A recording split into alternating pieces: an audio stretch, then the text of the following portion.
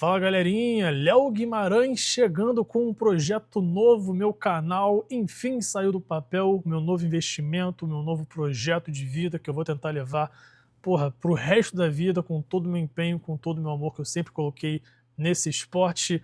Se você me conhece, cara, conto com a sua presença aqui, conto com o seu apoio, já se inscreve, deixa o like, compartilha o vídeo, o canal com seus amigos, me ajude a crescer, porque realmente, se eu conseguir fazer isso andar cada vez mais pra frente, vai ser uma satisfação, vai ser um feito enorme na minha vida. E para você que não me conhece, é um prazer estar falando com você. Eu sou jornalista, trabalho há um tempinho já com esse esporte, estou nesse mundo, tenho uma leve experiência que eu quero cada vez mais aumentar. Fechou? Mas sem mais delongas, vamos começar aqui com o vídeo, porque eu vou fazer um pós-evento, UFC 329, e vou começar falando do Max Holloway contra o Conor McGregor, que teve um fim, horroroso.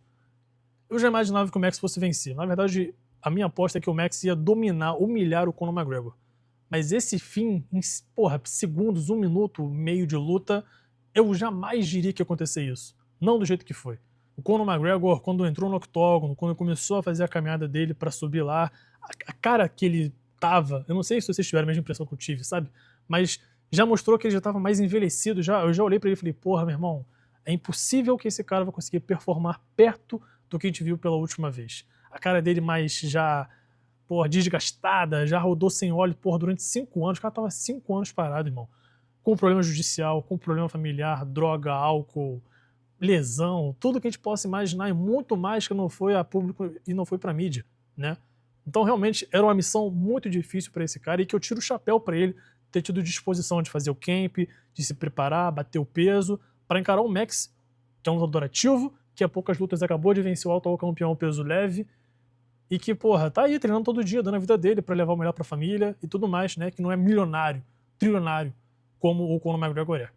Mas fica tranquilo, você que tava acreditando na vitória do Conor, eu não te julgo, irmão, de verdade, eu não te julgo mesmo, porque o jeito que esse cara fala, o jeito que ele se expressa, que ele faz entrevista e que o UFC bomba de highlight, de, melhores momentos, como é que eles conseguem encaminhar muito bem a esperança de que podemos ver o Conor McGregor voltar do jeito que ele era, realmente é um absurdo. O Conor, de todos os lutadores que eu já vi, é o único que me causa essa sensação de falar, será que ele consegue mesmo, depois de 5 anos, ir lá e derrotar o Max Holloway? Deixa aquela pulga atrás da orelha.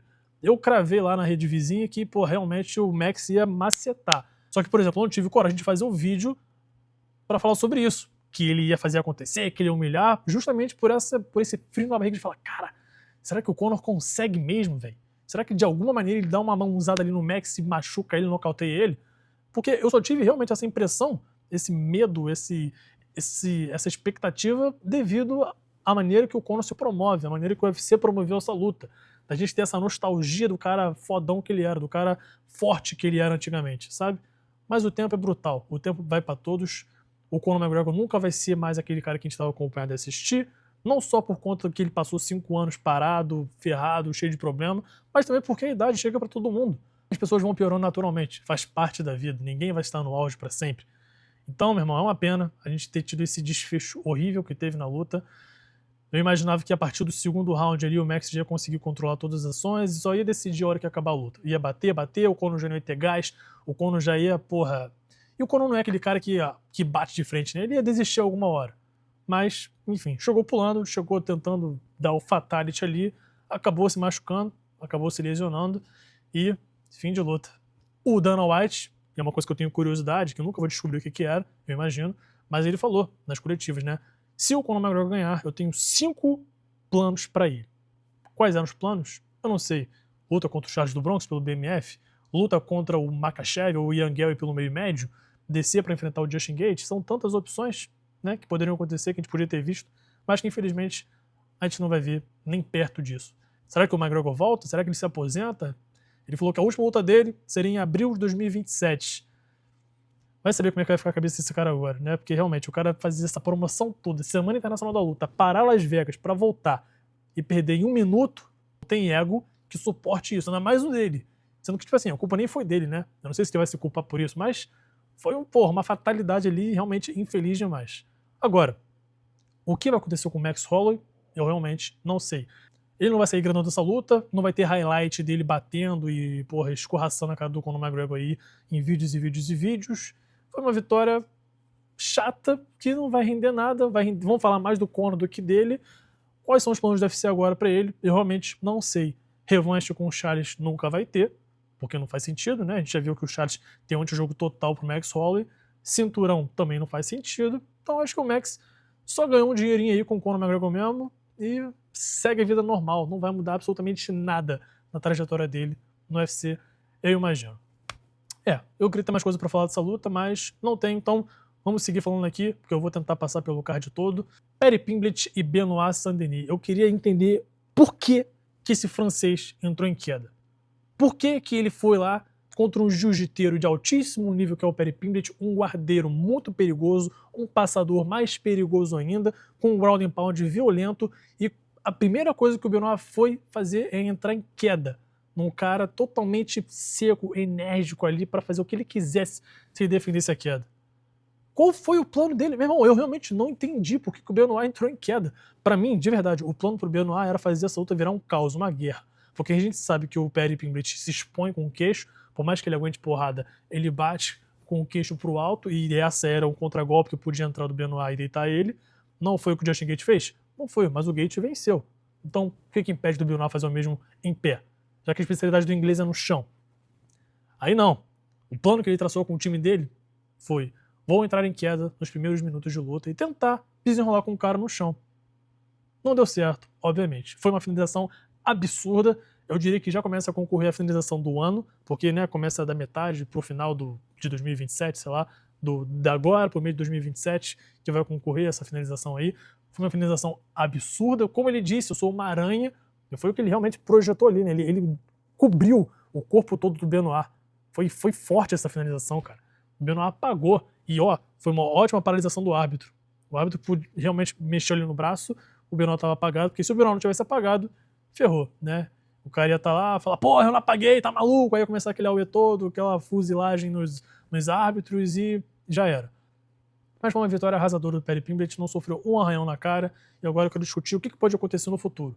Pra mim, a melhor luta pra se fazer pro Paddy Pimblett é contra o Ilia Topuria. Ah, mas por que o Ilia Topuria? Tá maluco? Vou colocar 2 prospectos pra se enfrentarem, pra queimar um? A parada é que a gente não sabe como é que o Ilia Topuria vai voltar depois dessa surra que ele levou pro Justin Gaethje.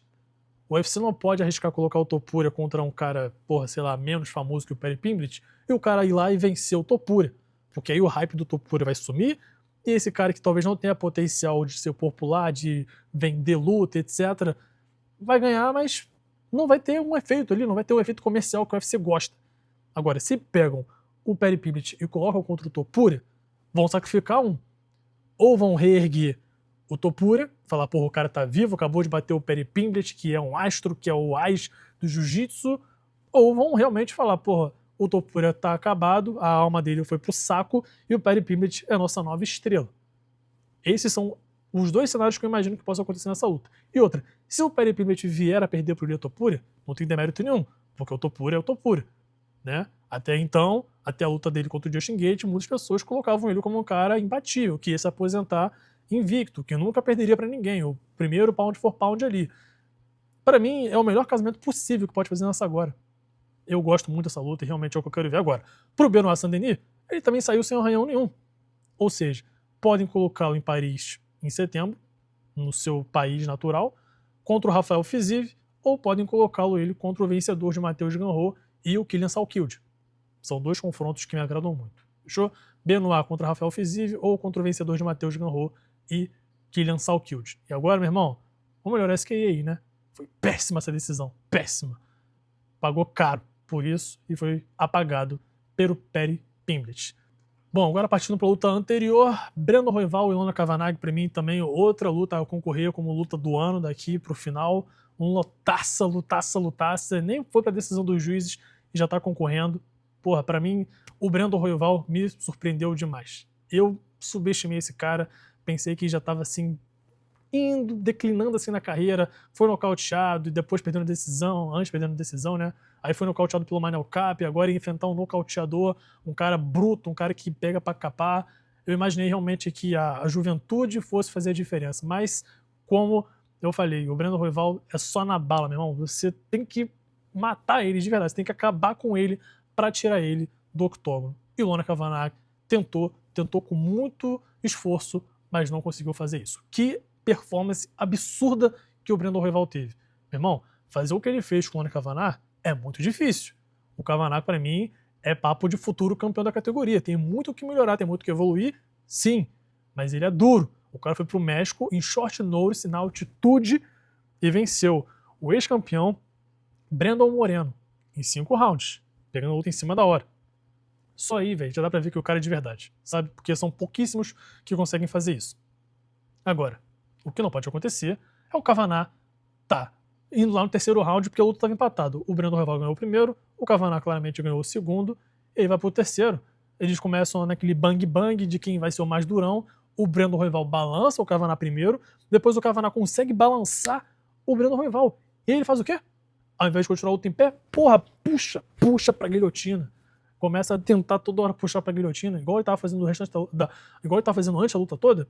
Ele volta a fazer isso com a luta empatada, com o Brandon Royval mais desgastado, com o Brandon Royval machucado depois do round anterior ter sido, sofrido knockdown. Ao invés do Kavanagh continuar tentando quebrar aquele queixo, não. Ele vai e tenta puxar pra guilhotina. Um cara muito bom de jiu-jitsu, que é o Brandon Royval. Uma coisa que me irrita no Brandon Royval é isso. Ele é excelente no jiu-jitsu, mas ele raramente usa isso. E nessa luta, ele foi esperto. Ele usou. Desde o primeiro round, botou pra baixo, mostrou que no wrestling ali e que no jiu-jitsu ele era superior e fez o que fez. Quando a luta bateu no chão de novo, já era, velho. Fez o Kavanagh aparecer um faixa branca. Pegou ali as costas, montou, ensaiou com a tagatame, fez o que fez e obrigou o adversário a bater em desistência. Deu mole demais, foi uma péssima decisão do Kavanagh, mas é aquilo, um cara jovem, tava lá no card do Conor McGregor, devia ser o maior pau que ele já viveu na vida, maior adrenalina, tava enfrentando o top 4, se ele vencesse, ele ia se aproximar do cinturão, quem sabe disputar o cinturão diretamente, então tem que reconhecer também os méritos dele. Ele é duro, a adrenalina pode ter atrapalhado, ele vai aprender com esses erros e faz parte. E cara, se eu fico feliz com a vitória do Brandon Royval, sendo bem sincero, não. É maneiro de assistir ele, o cara é porradeiro, o cara é legal de ver, mas é mesmice agora no peso mosca, né, cara? Eu queria ter uma rodagem diferente, mas ele vai continuar lá, sendo porteiro, pegando agora o próximo prospecto, não vai disputar o cinturão, já perdeu 2 vezes pro Pantoja, já perdeu pro Joshua Van. É foda, né? É difícil a situação dele. Ele não tem nada a ver com isso, né? Ele vai continuar lutando, vai continuar ganhando dinheiro, vai renovar o contrato, mas não vai rodar a categoria como eu queria que acontecesse. Enfim, faz parte da luta. E ainda no card principal tivemos o cara que tem vida útil, que tem um prazo de validade, que todo mundo conhece, que é o Terence McKinney contra o Bobby Green. Que luta foi essa? Meu irmão, o tanto de gente que eu vi falando que foi máfia, que foi roubado, que foi comprado, o que aconteceu para essa luta ter acabado desse jeito, é absurdo. É muita gente falando que essa luta foi entregue, que tem esquema de aposta, de sei lá o quê. Não tem, velho. Não tem esquema, gente. O Terence McKinney é isso. Todo mundo sabia que ele teria uns minutos ali de explosão, de susto, que ele pode vencer, e não venceu. Pegou as costas, tentou finalizar, montou, bateu, sangrou ali o King Green. Só que quando ele não consegue, meu irmão, já era. Você pode pegar o cartel dele, é tudo isso, não foge. Isso é um padrão. Como é que você vai dizer que quando o padrão acontece é porque tem esquema de aposta? Então ele tem esquema desde o início da carreira dele? Porque é sempre isso, não teve surpresa. A surpresa que teve foi ser no último segundo, no suar literal do gongo. O King Green foi absurdo, meu irmão. A experiência que ele teve, a resiliência que ele teve, velho, é coisa de gênio. 4 vitórias seguidas agora. O homem, o velhinho, tá chegando com tudo em uma das divisões mais difíceis que tem no UFC, que é o peso leve, 70 quilos. Eu não sei qual a idade do King Green agora, não vou arriscar dizer, mas ele tá coroa, já tá rodado no UFC, no MMA. Então fazer o que ele fez realmente é de tirar o chapéu. Mandou bem, suportou a pressão, suportou a porrada. Tem uma hora que eu achei que ele fosse se entregar mesmo, que ele ficou deitado assim, né? E o Terence batendo na cabeça dele, e o árbitro ali alertando pra ele se mexer. Então, tirou onda, cara. Tirou muita onda, maneiro demais. Tô vendo aqui agora ao vivo que o Dana White falou que não vai ter trilogia entre o Max Holloway e o Conor McGregor. Graças a Deus. Porque depois desse desfecho aí, não faz sentido nenhum mesmo. Ninguém mais quer ver essa promoção de luta. Mas enfim, ninguém mais. Tô falando por vocês, mas eu, Léo Guimarães, não quero mais assistir essa trilogia, não. Enfim, no card preliminar, na última luta, tivemos Robert Whittaker indo pro peso meio pesado, 93 quilos, encarando o Nikita Krylov. Cara, eu vou ser sincero, eu não tava nada confiante no Robert Whittaker, não. Nessa Fight Week aí, cada vez mais que ia acontecendo as fotos, os frames, os vídeos, a encarada, eu ficava menos confiante, porque ele claramente era bem menor que o ucraniano, a altura dele era, porra, totalmente desregulada, a envergadura dele também, só que é o cara, é um ex-campeão interino. E eu gosto muito de dizer isso, quando a gente fala de ex-campeão, essa palavra tem um peso muito grande. A gente nunca pode desacreditar, como eu fiz, de caras que já carregaram o cinturão interino ou linear, mas que já carregaram o cinturão do UFC. Isso é uma coisa que pouquíssimos vão fazer. E o Robert Whittaker mostrou que realmente ele tá pronto. Eu gosto dele na categoria agora. Me surpreendeu. O Nikita fez a estratégia perfeita no primeiro round. Tentou, pelo menos, né? Que era colocar essa luta no wrestling, no grappling, para ele usar a vantagem de peso, a vantagem de tamanho no chão com o Whittaker. Se ele conseguisse colocar o Whittaker de costas no chão, assim, porra, achatado, eu imagino que ele teria um domínio sobre o australiano. Só que ele esqueceu que o australiano é muito bom de defesa de queda, é muito bom de defesa de finalização, conseguiu manter a calma ali no momento de pânico que ele teve no início, botou a luta em pé e aí depois o ucraniano não achou ele. Foi uma aula de boxe, uma aula de movimentação que, sinceramente, a gente está acostumado a ver do Whittaker. Entra, sai, jab, bate, chute. Ele até chutou pouco, como muito bem citou o Tarso Dória durante a transmissão. Um abraço pro Tarso aí também.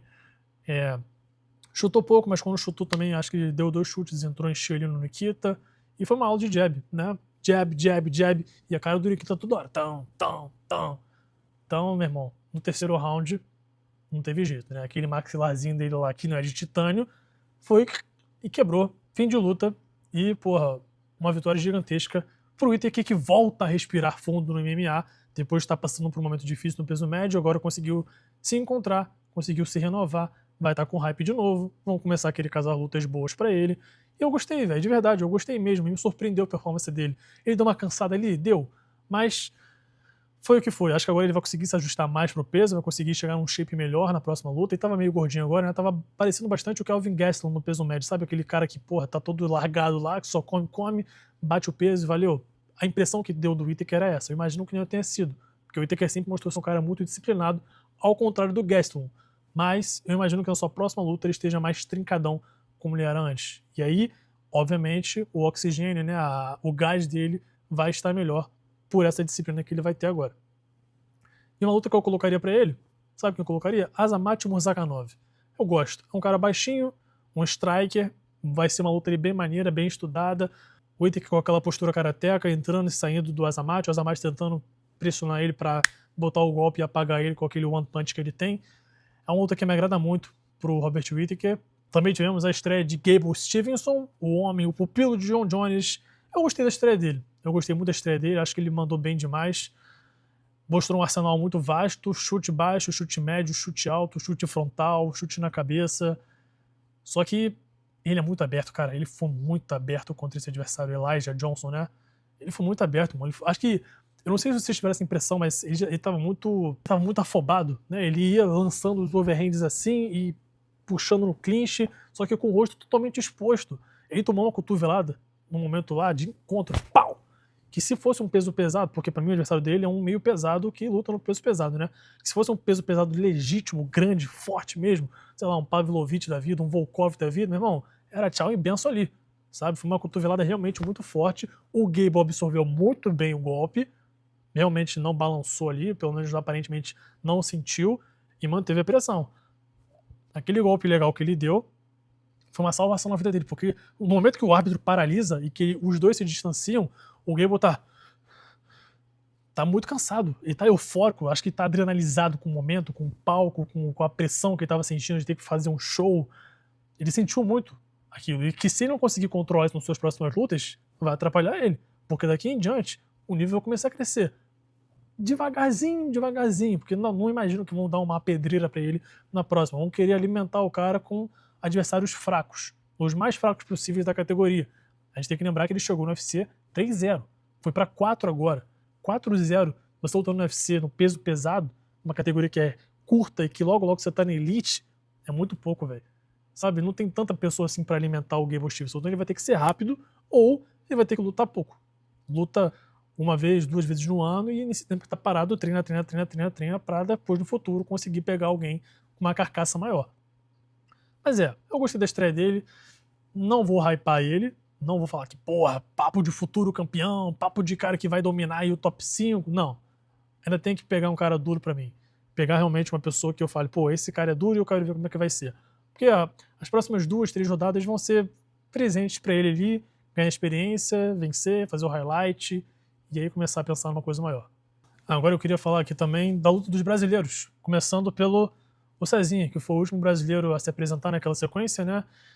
É uma pena, cara. Realmente, deixo aqui claro, gosto muito do Cezinha. Porra, Cezinha é um amigo pessoal meu.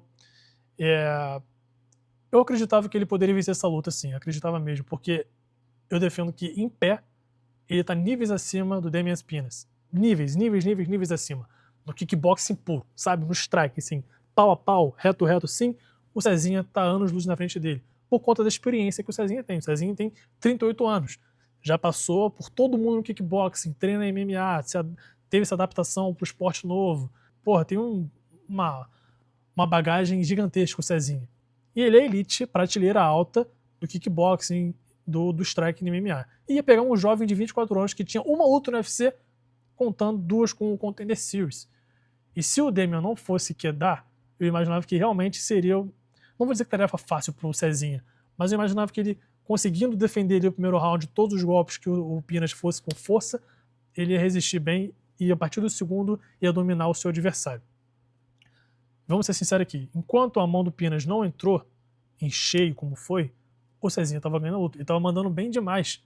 Eu gostei muito da atuação do Cezinha, ele é esse cara mesmo, tranquilão, frio, que vai, bate, não tem pressa de nocautear, ele gosta do contragolpe, ele gosta de achar o timing certo, mas até achar o timing certo, ele não vai ficar se expondo e se apressando para isso. A parada foi que o Damian teve uma leitura perfeita.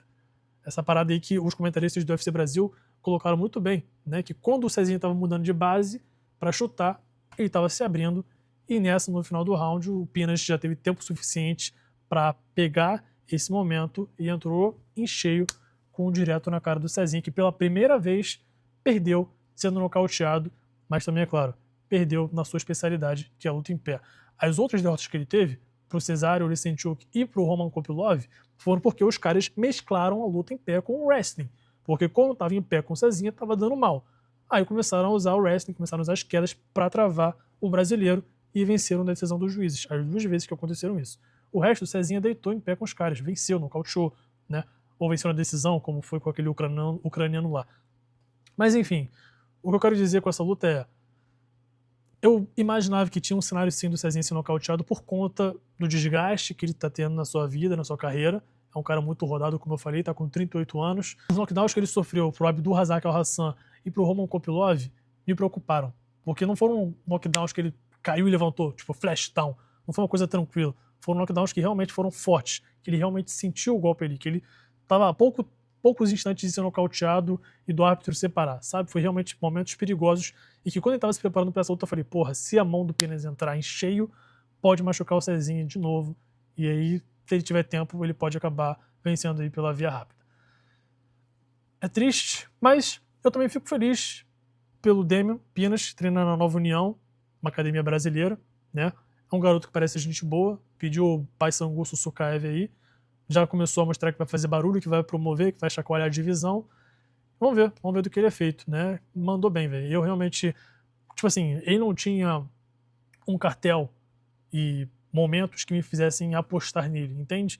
Porque ele tinha que se provar, e agora ele se provou muito bem contra o Cezinha, na especialidade do Cezinha. Não tem o que fazer, não tem desculpa, não tem o que falar, tem que reconhecer mesmo. Ótimo trabalho feito por ele e pela academia, que é comandada pelo Dedé Pederneiras. O que o futuro reserva pro Cezinha, eu não sei. Eu colocaria ele contra o Zach Reese agora, o cara que perdeu pro Ryan Gandra. E o Damian Pinas, eu colocaria ele contra um veterano, um Brett Tavares, um Marc-André Barriot, para ir ver, né, trabalhando com calma ele, porque ele tem potencial para ser uma estrela aí da categoria. Vamos ver. Nocauteador sempre agrada. Também tivemos o Ryan Gandra contra o Zach Reese, como eu falei agora. O Ryan, meu irmão, quem vai parar esse cara? 2 lutas no UFC, com vitórias em menos de 2 minutos. Se eu não me engano, somados, dá menos de 2 minutos. Ou praticamente isso. Não tem muito o que falar, né? Porque foi uma luta muito rápida. Mas, cara, eu gostei desse golpe que ele deu, esse overhand que ele deu. Porque quando você vê no replay devagar, ele vai com o olho aberto. Ele não faz aquela coisa de socar e seja o que Deus quiser. Não, você vê que ele olha o que ele tá fazendo. E um cara que faz isso, meu irmão, é muita técnica. Ele entrar no time certo, na guarda do Zach Wilson e botar aquela mãozão que apagou o cara ali, que desnorteou o cara, é sinistro. Tem que reconhecer. É sinistro demais. Então vamos ver aqui que o futuro reserva pro Ryan Garanta também. Ele é um cara muito novo no MMA.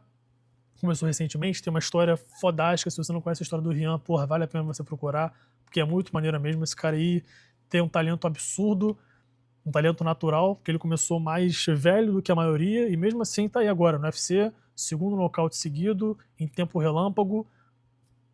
É de tirar o chapéu. Eu gostei, Ryan. Parabéns, velho. Parabéns mesmo. Você tirou onda. E quem eu colocaria próximo pro Ryan Gandra, cara? Eu colocaria o Michał Lesenchuk. Colocaria o Michał Lesenchuk pra ele, é uma luta que me agrada. Um Kelvin Gastelum, pra ver se o queixo do Gastelum aguenta a porrada dele. O Marvin Vettori. São lutas que desafiam o Ryan, sabe? Que fala assim, porra, se tu é brabo mesmo, se tu tem a mão dura mesmo, nocauteia esses caras aí que eu quero ver, sabe? Nem o Bruno Huck, que tem um poder de nocaute absurdo, conseguiu nocautear o Marvin Vettori. Então, é um bom desafio para jogar pro peito do Ryan e também até pra, porra, fazer essa troca de bastão, né? O Marvin Vettori tá com várias derrotas seguidas, pega o Ryan, que é um prospecto, e inverte aí. Quem sabe até encerra o contrato do Marvin na empresa. E por fim, o Nono conseguindo pegar mais uma luta aí em short notice, mandou bem demais. Para mim, tava perdendo em pé pro Corey Durden, até o Corey escorregar no segundo round. E aí, meu irmão, é que o jiu-jitsu não perdoa. O Alessandro foi pro chão, com muita calma, conseguiu achar a posição para finalizar o seu adversário, que representa a American Top Team. Mandou muito bem o Nono, pediu o Amiral Base, que, porra, foi uns. Acho que foi o. Acho que o Nono só tem 2 derrotas no UFC, pro Amiral Base e pro Chiverseg, mas o Albazi é um cara duro. É um cara duro. Ele, depois que teve a cirurgia no pescoço dele aqui, ele nunca mais voltou a ser quem ele era.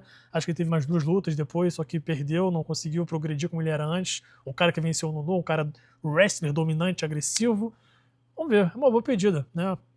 Tem que aproveitar agora que o cara que venceu ele tá mais em baixa e fazer a mesma coisa que eu falei com o Ryan. Essa troca de bastão. Ainda mais que o Amiral Base é ranqueado. E vamos ser sinceros, o Nono tá merecendo um ranking agora, né? Tá salvando o UFC direto, tá dando lutas boas, violentas, então é uma boa pedida pro Alessandro Costa. Fechou? É isso, galera. Vou encerrar o vídeo por aqui. Meu primeiro vídeo do canal, a pouco vou me adaptando. Quando tiver mais tempo, quando tiver no meu quarto certinho, a gente faz uma coisa mais detalhada, com imagens, computador e tudo mais. Hoje foi um improviso total. Então, me diga aí nos comentários se você curtiu esse formato, se você quer uma coisa mais curta, menos lutas, lutas separadas, de vídeo por vídeo, ou o quê. Só peço que você me ajude, me dê essa moral aí, fechou? Vamos pensar junto aqui para ver como é que a gente pode crescer cada vez mais. Deixa o like, se inscreva. Meu nome é Léo Guimarães, é um prazer estar falando com vocês. E esse é o meu primeiro vídeo de muitos que eu espero trazer aqui para o meu novo canal. Tamo junto, galera. Boa noite, bom dia, boa tarde. Valeu!